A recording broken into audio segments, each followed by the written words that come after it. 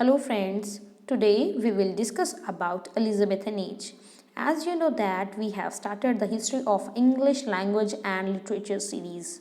We have discussed about in detail the history of English language and literatures, Old English, Middle English, and now we are starting Elizabethan age, and we have divided Elizabethan age into parts.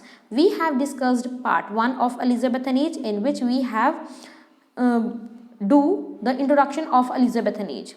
Elizabethan age का जो first part था उसमें हमने introduction की है Elizabethan age की, बहुत important points discuss किए हैं उस एज के, जैसे सोशल पॉलिटिकल जो भी मेन इवेंट्स थे, मेन जो पॉइंट्स एग्जाम के पॉइंट ऑफ व्यू से वो हमने सारे डिस्कस कर लिए हैं. This is the part second. Elizabethan age का जो ये पार्ट सेकेंड है, क्योंकि बहुत ही इंपॉर्टेंट एज है, बहुत क्वेश्चंस बनते हैं इससे, इसलिए हमने इसको 4 पार्ट्स में डिवाइड किया है. तो इसका ये पार्ट सेकेंड है. तो शुरू करते हैं without wasting any time. Elizabethan age. Elizabethan age को हम एज ऑफ शेक्सपियर भी मानते हैं, तो शेक्सपियर को भी हम पढ़ेंगे नेक्स्ट वीडियो में. But before studying the Shakespeare we have to know about university wits. बहुत इम्पॉर्टेंट हो जाता है अगर हम शेक्सपियर के बारे में पढ़ना है तो यूनिवर्सिटी विट्स के बारे में पढ़ना बहुत ज़्यादा इम्पॉर्टेंट है. तो ये जो यूनिवर्सिटी विट्स हैं ये ग्रुप था प्ले राइट्स का, पोइट्स का एंड पैम्फलेटियर्स का.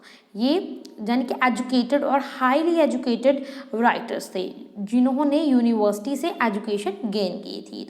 तो ये वो राइटर्स हैं लंदन के जिन्होंने प्रोफेशन चुना था एज अ राइटिंग. ओके, तो ये सारे कैम्ब्रिज और ऑक्सफोर्ड यूनिवर्सिटी थी उनसे पास आउट थे, और इनमें 7 मेंबर्स थे ये, और इनमें से सिर्फ एक मेंबर थे जिनका नेम था थॉमस किड. वो किसी भी यूनिवर्सिटी से मतलब उन्होंने पढ़ा नहीं था, स्टडी नहीं किया था, और बाकी सब जो भी इस ग्रुप के मेंबर्स हैं वो सारे कैम्ब्रिज और ऑक्सफोर्ड यूनिवर्सिटी से पास आउट थे. तो देखते हैं यूनिवर्सिटी विट्स बहुत हाईली एजुकेटेड मेंबर्स थे इसके, और ये हम देखेंगे इस जो यूनिवर्सिटी विट्स के जितने भी मेंबर्स हैं उसमें इंटेलेक्चुअलिटी तो है, बिकॉज ये हाईली एजुकेटेड हैं, इंटेलेक्चुअलिटी तो देखने को मिलती है. But we find the combination of intellectually and arrogant also, because वो बहुत एरोगेंट हो गए थे सारे, बिकॉज वो ऐसा था उनको भी हम पढ़े लिखे थोड़े से एरोगेंट हो गए थे. और वो सारे डिफरेंट एरिया से आए थे लंदन में, क्योंकि लंदन हमने फर्स्ट वीडियो में डिस्कस किया था, क्योंकि अर्बनाइजेशन हो रहा था, जो विलेज के लोग हैं वो आ रहे थे अपने अपने करियर को बनाने के लिए आ रहे थे यहाँ पे. तो ये ये सारे जानते थे जितने भी यूनिवर्सिटी विट्स के मेंबर्स हैं, वो ऑडियंस को अच्छे से जानते थे कि क्या वो रीड करना चाहता है, क्या वो ऑडियंस देखना चाहती है. तो ये जो जितने भी प्ले राइट थे वो सारे बहुत ही फ्लेक्सिबल थे, यानी कि ऐसे नहीं है वो एक ही रूल एंड रेगुलेशन को फॉलो कर रहे हैं, वो न्यू टेक्निक्स में अपने प्लेस लिखते थे ये सब. तो देखते हैं यूनिवर्सिटी विट्स में ये सारे मेंबर्स हैं. मैंने इनको अलग अलग कलर दिया है, जैसे आप देख सकते हो जो रेड कलर में जिनका नेम लिखा हुआ है वो कैम्ब्रिज से पास आउट हैं, और जो ये पर्पल कलर का नेम है उनका पर्पल कलर में नेम लिखा हुआ है वो ऑक्सफोर्ड यूनिवर्सिटी से पास है. और ओनली जो ब्लैक में जो थॉमस किड है, मैं पहले ही बता चुकी हूँ आपको कि ये किसी भी यूनिवर्सिटी से पास आउट नहीं थे. तो देखते हैं क्रिस्टोफर मार्लो हैं, और रॉबर्ट ग्रीन एंड थॉमस ने ये कैम्ब्रिज के पास आउट हैं, और John lily, George Peele and Thomas launch ये ऑक्सफोर्ड से इन्होंने ग्रेजुएट किया था. तो इनके आप टाइमलाइन भी याद कर सकते हो, स्क्रीनशॉट ले सकते हो, लिख सकते हो. And Marlowe and Lyly had a direct influence on Shakespeare. अगर मार्लो और जो लिली हैं, दोनों जो फर्स्ट राइटर लिखे हुए हैं आपकी स्क्रीन पे हैं, वो इनका बहुत ज़्यादा इन्फ्लुएंस था शेक्सपियर के ऊपर, वो भी डायरेक्ट इन्फ्लुएंस था इनका. ठीक है, तो यूनिवर्सिटी विट्स के बारे में इनमें अगर कॉमन देखें, इनमें कॉमन पता क्या था, ये सबकी जो थीम थी वो हीरोइक थीम थी, हीरोइक थीम होती थी। तो हीरोइक ड्रामा भी इन्होंने ही स्टार्ट किया था यूनिवर्सिटी विट्स ने। और ये लिखते थे एंटरटेनमेंट के लिए, और सम टाइम होता क्या था, एंटरटेनमेंट को दिखाने की वजह से कई बार तो नॉनसेंस ही ऐड कर दिया जाता था, मगर जो मेन फोकस होता था इनका वो हीरोइक और ट्रेजिडी के ऊपर होता था। इनके वर्क्स में अलग अलग जो राइटर्स हैं, इनके वर्क्स में हमें ब्लड शेड वायलेंस देखने को मिलती है जो स्टेज पे रिप्रेजेंट होती थी उस समय। तो सबसे पहले हम राइटर जो हैं उनके बारे में डिस्कस करेंगे, that is John Lyly. John Lyly 1554 to 1606 ये उनका लाइफ स्पेन है। इनको लीडर माना जाता है यूनिवर्सिटी विट्स का, और ये मोस्ट टैलेंटेड राइटर माने जाते हैं इस यूनिवर्सिटी विट्स के ऑल मेंबर्स में से। मगर फिर भी इनको क्रिटिक्स ने निगलेक्ट कर दिया, इनके वर्क्स को इतनी ज़्यादा हम बोलें तो इतना ज़्यादा नहीं मिला, नहीं ज़्यादा ध्यान दिया गया क्रिटिक्स की तरफ से, नेगलेक्ट कर दिया गया। चाहे ये लीडर भी थे और बहुत टैलेंटेड राइटर भी थे, मगर इन्होंने कोशिश भी की थी, वर्क भी किया था ट्रेजिडी पे तो सबने किया ही था, और इन्होंने कॉमेडी पे भी वर्क किया था।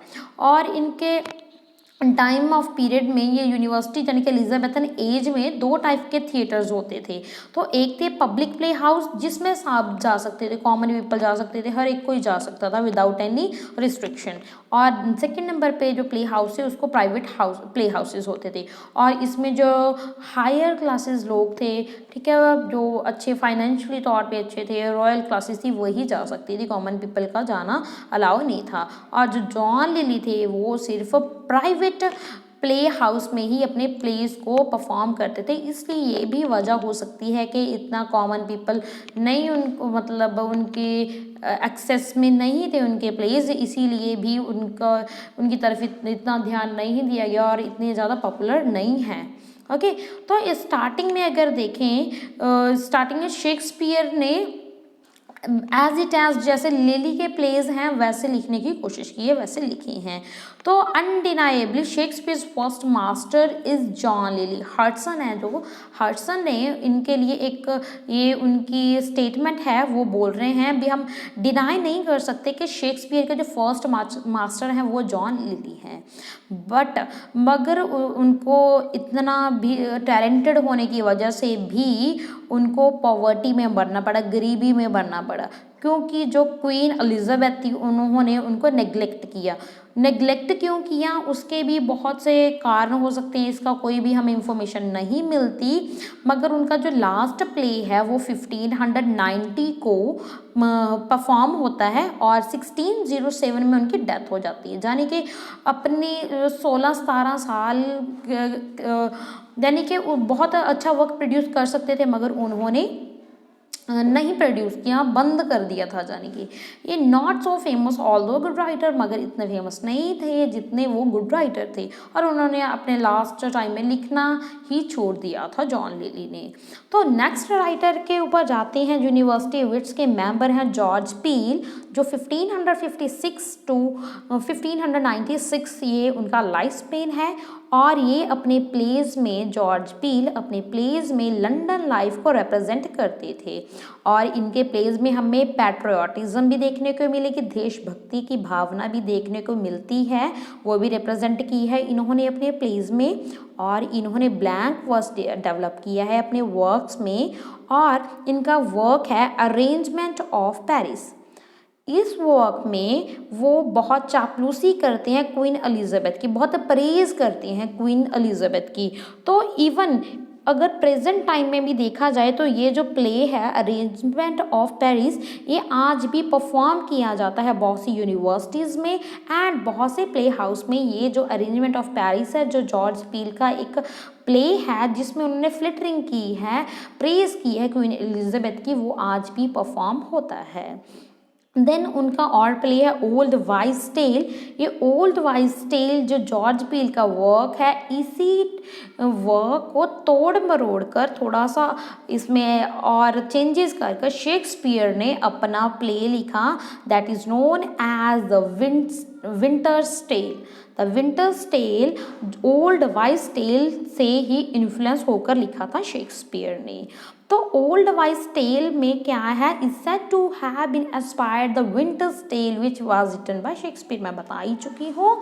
जॉर्ज पील भी 40 ईयर की एज में उनकी डेथ हो जाती है एक इन्फेक्शन की वजह से, और उस इन्फेक्शन का नाम था सिफिल्स की वजह से उनकी डेथ हो जाती है, और सिर्फ 40 साल की उम्र में उनकी डेथ हो जाती है। देन आगे हम बात करें रॉबर्ट ग्रीन की। रॉबर्ट ग्रीन 1558 से लेकर 1592 ये उनका लाइफ स्पेन है। इनके बारे में हमें ज़्यादा इंफॉर्मेशन नहीं मिलती, इनके लाइफ के बारे में ज़्यादा इंफॉर्मेशन अवेलेबल नहीं है, मगर फिर भी ये माना जाता है कि वो अपने घर से भाग गए थे अपने करियर को बनाने के लिए लंदन की तरफ, क्योंकि उनको सब देखते थे कि लंदन में ही उनका फ्यूचर बन सकता है। डेवलप्ड सिटीज़ में आते थे। आज भी अगर हम देखें इंडिया की बात करें तो जैसे अगर कोई कुछ बनना चाहता है, एक्टर बनना चाहता है तो मुंबई जाएगा, डेवलप्ड जो हमारी सिटीज़ हैं उसमें जाएगा, दिल्ली जाते हैं अगर किसी ने यूपीएससी वगैरह क्लियर करना है। तो ये ऐसा वैसे ये लंदन भी एक डेवलप्ड सिटी थी। तो ये रॉबर्ट ग्रीन भी अपनी करियर को बनाने के लिए अपना घर छोड़कर लंदन आ गए थे। तो उन्होंने जो अपना मोस्टली जो वर्क है वो 1580 से लेकर 1592 यानी कि 12 साल उन्होंने वर्क लिखा। ओके और वो न्यू एक्सपेरिमेंट करने में मतलब बहुत अच्छा लगता था, उनको पसंद था न्यू एक्सपेरिमेंट करने। तो उनके वर्क्स में हमें हिस्ट्री देखने को मिलती है, लव देखने को मिलती है, फेरी टेल्स देखने को मिलती है, मैजिक, कॉमेडी, ये सब कुछ ये अपने वर्क्स में ये एक साथ भी रिप्रेजेंट करते थे अपने प्लेस को। तो उन्होंने शेक्सपियर के साथ भी काम किया है और उनको इंस्पायर भी किया है, और ऐसा माना जाता है सिर्फ 34 की एज में वो बिल्कुल कहीं पे गुम हो जाते हैं, डिसअपियर हो जाते हैं, और उनकी डेथ के भी कोई भी एविडेंस हमें नहीं मिलते कि वो कहाँ चले गए। सिर्फ 34 की एज में बस गुम हो जाते हैं, मगर डेथ का कोई भी हमें पक्का एविडेंस नहीं है कि वो उनकी डेथ हो गई या नहीं। This is all about Robert Greene. Next हमारी यूनिवर्सिटी विट्स के मेंबर हैं, दैट इज थॉमस नैश। ये भी 1567 टू 1601 ये उनका लाइफ स्पेन है। जितने भी हम यूनिवर्सिटी विट्स पढ़ रहे हैं उनका जो लाइफ स्पेन है इतना ज़्यादा नहीं था, थोड़ी ही उनकी एज रही है, इनकी भी एज थोड़ी ही थी। और ये कैम्ब्रिज से पास आउट थे, ग्रेजुएशन की थी इन्होंने कैम्ब्रिज यूनिवर्सिटी से, और 1586 में ये भी लंदन आ गए थे। ओके जैसे हमने पहले बात की रॉबर्ट ग्रीन भी यूनिवर्सिटी ये लंदन आ गए थे, वो भी अपने करियर बनाने के लिए ये भी आए थे। और कुछ क्रिटिक तो ये भी क्लेम करते हैं, बहुत से मानते भी क्रेडिट देते हैं कि ये इन्होंने प्लेज लिखे हैं, मगर कोई एविडेंस नहीं मिलते कि ये थॉमस नैश ने लिखे हैं। मगर सिर्फ ऐसा माना जाता है जिसके पुख्ता सबूत हैं, जिसके पुख्ता एविडेंस हैं, जिसको माना जाता है यही इन्होंने एक प्ले लिखा है, that is known as Summer's Last Will and Testament. This is the only play which is written by Thomas Nashe. वैसे जोड़ते हैं क्रिटिक्स के और भी प्लेज लिखे हैं, मगर पुख्ता सबूत नहीं है। Only this play is considered to be written by Thomas Nashe, that is Summer's Last Will and Testament. ये ज़्यादातर पैम्फलेट्स लिखे हैं, उनके लिए ज़्यादा जाने जाते हैं। सो मैंने पैम्फलेट्स लिखे हैं, और पैम्फलेट्स इन्होंने कोलैबोरेशन के साथ लिखे हैं, और इनके गुड फ्रेंड थे Thomas Greene and Christopher Marlowe, इनके बहुत अच्छे फ्रेंड्स थे। उनके साथ कोलैबोरेशन में इन्होंने पैम्फलेट भी लिखे हैं, और उन्होंने शेक्सपियर की भी मदद की थी लिखने में। हेनरी फोर्थ का पार्ट 1 ये थॉमस नैश ने उनके लिखने में शेक्सपियर की हेल्प की थी। तो थॉमस नैश के बारे में ही पढ़ेंगे थोड़ा सा और। तो उन्होंने सटायर भी लिख दिया था। एक बात और, ये बहुत इम्पॉर्टेंट बात है, थॉमस नैश ने सटायर लिखा था जीसस क्राइस्ट के ऊपर। भाई हम देखा है कि थोड़ा सा हम बोल सके फ्रीडम मिल गई थी इस एज में, मगर इतनी भी फ्रीडम नहीं मिली थी कि आप क्राइस्ट के ऊपर सटायर कर दो भाई। तो इसने क्या किया था, थॉमस नैश ने सटायर कर दिया जीसस क्राइस्ट के ऊपर, और वर्क लिखा क्राइस्ट टीयर्स ओवर जेरूसलम। ये वर्क है थॉमस नैश का जो एक सटायरिकल वर्क है, और इस वर्क की वजह से इनको जेल में भी जाना पड़ा। हाँ जी, इनको जेल में भी जाना पड़ा, वो भी बेन जॉनसन के साथ। बेन जॉनसन के साथ इनको, ये बेन जॉनसन भी एक बहुत जाने माने राइटर हुए हैं, उनके साथ, क्योंकि ये कोलाबोरेशन के साथ लिखा था ना ये वर्क, उन इसीलिए दोनों को ये इम्प्रिजन्ड कर दिया गया because of this satire which is a satire on Jesus Christ. The name of this work is Christ Tears Over Jerusalem. और इस इम्प्रिजन में ऐसा माना जाता है कि वो इम्प्रिजन में जाने के प्रिजन में ही उनकी डेथ हो जाती है। Only at the age of 34 में उनकी डेथ हो जाती है। शेक्सपियर ने बहुत कुछ सीखा है इन यूनिवर्सिटी विट से। इवन ये भी तो उन्होंने देख ही लिया था कि भाई वो सटायरिक से तो दूर ही रहते थे, रिलीजियस टॉपिक के ऊपर, और सटायर का तो बहुत कम यूज़ करते थे शेक्सपियर, बिकॉज ये सब कुछ इस झंझटों से ये दूर रहना चाहते थे शेक्सपियर। ओके, तो अगर आप ये भी देखो ना, अगर हम आगे पढ़ेंगे शेक्सपियर के वर्क्स की अगर सेटिंग भी अगर आप देखोगे तो वो लंदन ही रखते थे, वो फिक्शनल कोई और होता था, फिक्शनल प्लेस होता था, इमेजिनरी प्लेसेस वो अपने प्लेस में सेटिंग होती थी उनकी। तो ये बहुत कुछ सीखा है, वैसे भी हम बहुत कुछ सीखते हैं, शेक्सपियर ने बहुत कुछ सीखा है इन यूनिवर्सिटी विट्स से। तो नेक्स्ट आ जाता है थॉमस लॉज। थॉमस लॉज 1558 से लेकर 1626 ये उनका लाइफ स्पेन है। ये ग्रेजुएट थे ऑक्सफोर्ड यूनिवर्सिटी से। पहले तो उन्होंने स्टडी की थी लॉ की, मगर बनना क्या चाहते थे, वो एक्टर बनना चाहते थे। स्टडी तो कर ली भाई लॉ की, मगर बनना चाहते थे एक्टर। तो क्या किया, ये आ जाते हैं लंदन, क्योंकि लंदन तो एक अच्छा हब था, हम बोल सकते हैं ये थिएटर के लिए, है ना, एक्टर्स के लिए बहुत स्कोप था, तो आ जाते हैं लंदन में। तो वहाँ पे पता क्या होता है, एक वेल नोन राइटर होते हैं जिसका नाम होता है स्टीफन गोसन। ये क्रिटिसाइज कर देते हैं स्टेज प्लेस की, क्रिटिसाइज कर देते हैं अपने वर्क स्कूल ऑफ अब्यूज़ में, जो ये इनका वर्क आता है 1579 में। तो थॉमस लॉज को तो बहुत गुस्सा आ जाता है ये सब कुछ जानकर के स्टीफन गॉसन ने क्रिटिसाइज कर दिया भाई, ये इसको क्रिटिसाइज कर दिया है स्टेज प्ले को, ठीक है। तो क्या ये गुस्सा आ जाता है, तो ये भी क्रिटिसाइज, ओपनली क्रिटिसाइज कर देते हैं ये स्टीफन गोसन को, जो बहुत ही वेल नॉन राइटर थे। तो क्या होता है जी, इस स्टार्टिंग में ही हम अगर उनके करियर में देखें तो उन्होंने स्टार्टिंग में ही बहुत से अपने एनिमीज बना लिए थे। क्यों बना लिए थे, कैसे बन गए थे, क्योंकि जो स्टीफन गॉसन एक रेप्यूटेटेड राइटर थे। क्योंकि आप रेप्यूटेटेड राइटर के लिए ऐसे खुले में बोल रहे हो तो आपके तो भाई एनिमीज बनेंगे ही, है ना। तो उसका एक प्ले है, अगर चलो आगे बात करते हैं इनके प्लेस के बारे में।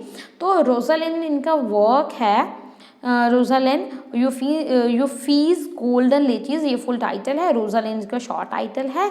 और इस वर्क से भी ये इन्फ्लुएंस होकर शेक्सपियर ने अपना वर्क प्रोड्यूस किया, that is known As You Like It. Okay, Rosalind से इंस्पायर होकर लिखा था शेक्सपियर ने As You Like It. In 1596 में क्या होता है, तो ये अपनी राइटिंग छोड़ देते हैं, इनको इतना अच्छा मतलब नहीं मिलता अपना जो चाहते हैं करना ज़िंदगी में, एक्टिंग में भी और प्ले राइटिंग में, ये इनको अच्छा नहीं लगता 1596 में। तो होता क्या है, तो लॉज भी छोड़ देते हैं राइटिंग को और चले जाते हैं भाई मेडिसिन में। तो फिर वो स्टार्ट कर देते हैं स्टडी ऑफ मेडिसिन। तो इसके बाद 1596 में इतनी ज़्यादा हमें इंफॉर्मेशन नहीं मिलती तो थॉमस लॉज के बारे में, बिकॉज उन्होंने छोड़ ही दिया था लिखना। तो देखते हैं, हमने किसी ने भी मतलब जी जान लगा कर नहीं काम किया था, यूनिवर्सिटी विट्स ने किया था, तो थोड़ी सी शुरुआत कर दी थी, मगर जी जान लगाकर काम नहीं किया था लाइक शेक्सपियर। तभी तो एज ऑफ शेक्सपियर माना है, क्योंकि उन्होंने जी जान लगाकर काम किया था भाई, पैसा कमाने के लिए काम किया था। ये थॉमस लॉज ने भी ऐसे ही छोड़ दिया था और ही लाइन पकड़ ली थी, स्टडी कर ली थी, करने लगे थे मेडिसिन में। ओके, तो यूनिवर्सिटी विट्स की हम बात करें तो क्रिस्टोफर मार्लो के बारे में हमने डिस्कस नहीं किया अभी, तो ये बाकी सारे राइटर्स को हमने डिस्कस कर लिया है। हमारे बच गए हैं अब Christopher Marlowe and Thomas Kyd. तो जो क्रिटिक्स हैं तो इन्होंने क्रिटिक्स ने ज़्यादातर इनके वर्क्स यानी कि मार्लो और थॉमस किड के ऊपर बहुत ज़्यादा ध्यान दिया है, इन्हीं के वर्क्स के ऊपर ध्यान दिया है। तो इनको हम बहुत अच्छे से पढ़ेंगे। तो हम सबसे पढ़ेंगे थॉमस किड के बारे में, और ये 1558 से लेकर 1594 ये इनका लाइफ स्पेन है। ये ग्रेजुएट नहीं थे किसी भी यूनिवर्सिटी में से, बाकी सारे कोई ऑक्सफोर्ड और कोई कैम्ब्रिज यूनिवर्सिटी से पास आउट था, मगर ये किसी भी यूनिवर्सिटी से नहीं पढ़े थे, ठीक है, ग्रेजुएट नहीं थे। सो मैनी वर्क्स इनके डिस्ट्रॉय भी हो गए हैं, और इनका मेन और मोस्ट इम्पॉर्टेंट वर्क है दैट इज़ स्पेनिश ट्रेजेडी। तो ये स्पेनिश ट्रेजेडी एलिजाबेथन एज का बहुत इंपॉर्टेंट वर्क है, और 1634 तक ऐसा माना जाता है इस बुक के 10 एडिशन आ गए थे, और this is consider as the first revenge tragedy.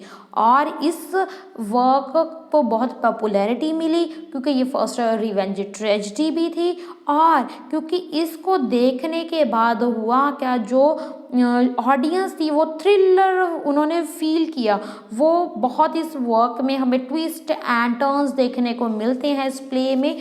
Even इस सिंगल प्ले में 8 डेथ हैं, 8 लोगों की डेथ हो जाती है इस प्ले में। तो ये सब कुछ देखकर ऑडियंस तो शॉक्ड हो जाती है, और बहुत ही अच्छे से स्ट्रक्चर्ड किया है।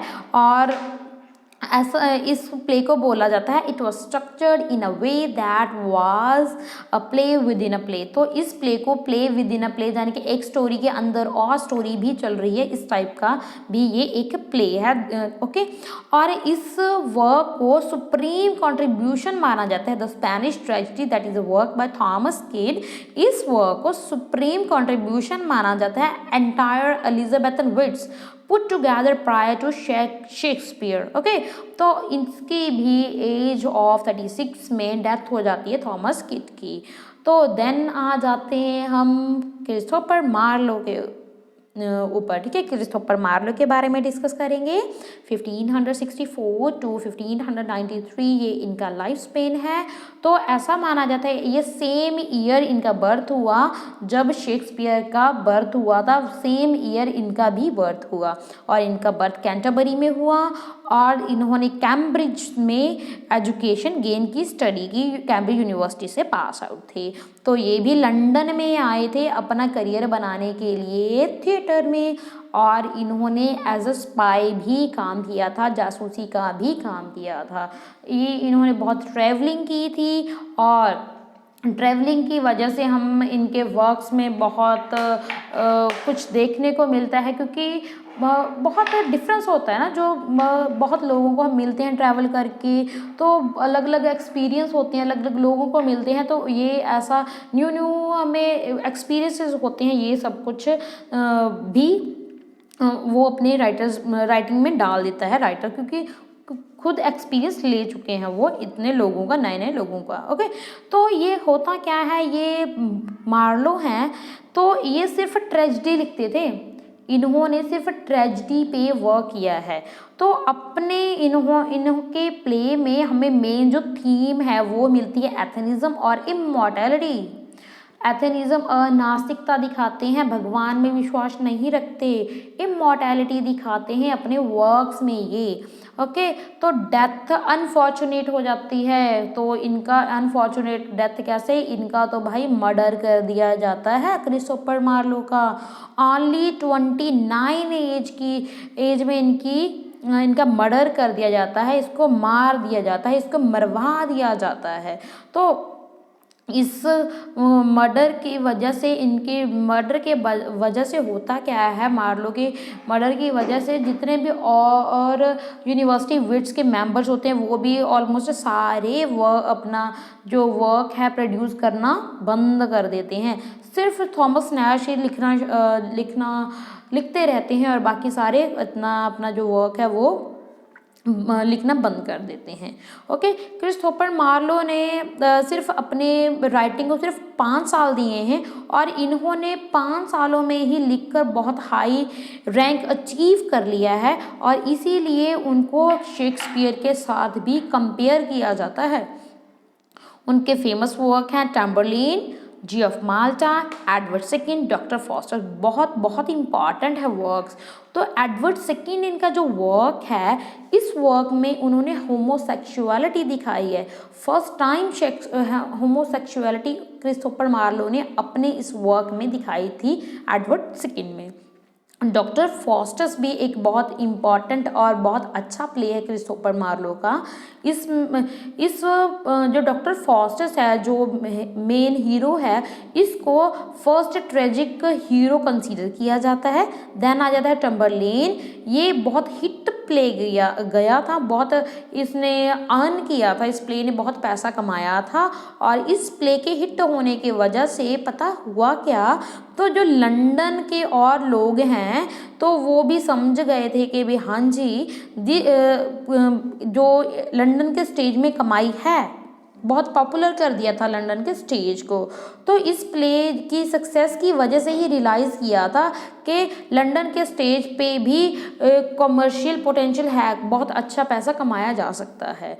Okay, this is all about university wits. I hope आपके लिए ये वीडियो हेल्पफुल होगी। Please like, share and subscribe to my channel if you like this video.